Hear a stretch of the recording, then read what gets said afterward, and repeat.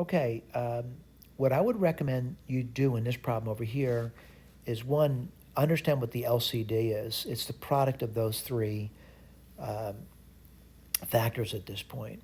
And then what I would do is I'd multiply every term by the LCD. And if you did that, maybe I should write the LCD down for you. The LCD is x minus a,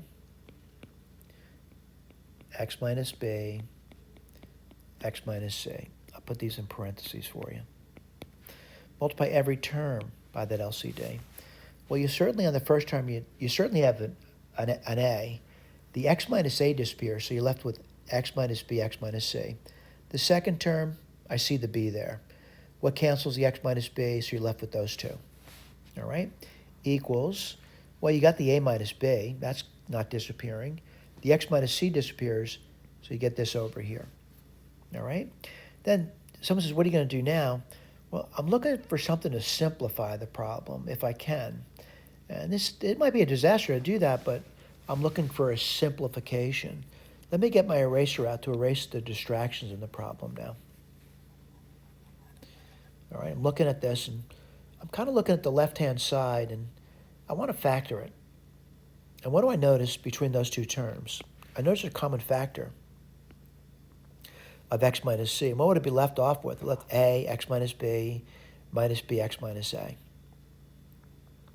And so what I did there was I kind of multiplied out to see if I could see something there.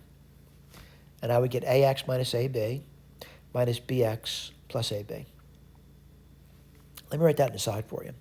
So I'm seeing ax minus ab minus bx plus ab. All right, now what do I notice about that over there? And it's kind of remarkable. I'm kind of looking at something, and gee, this disappears, doesn't it? And so what are you left off with? You're left off with x times a minus b. All right? So I wrote that down. And let me point out where that is. I certainly have the x minus c. And then I end up with this over here. All right? Then what? I'm kind of looking at it. And I'm looking at both sides now. And I see an a minus b.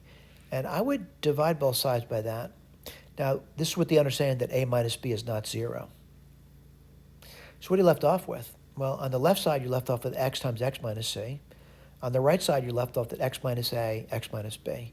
So I think, just looking at what I'm doing over here, and just, again, this is my work. You might say you're just validating your own work. It's true. I'm at this line here now. All right, let me outline that for you. Whoops. This line over here, get my eraser out. And then this question is, what are you going to do now? Well, it's easy to expand it.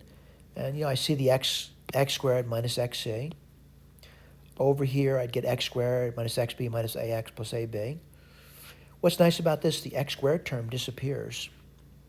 So it's no longer quadratic. All right, what would I end up with? Well, let's take a look at it. Let's see, I get minus xc. I'm getting the x on one side, by the way. Xb and ax. I see that now. Whoops. And ab there. I'd factor an x out. Relatively simple.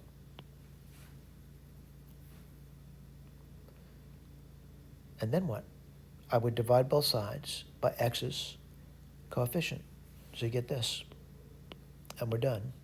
Now granted, is it a problem answer?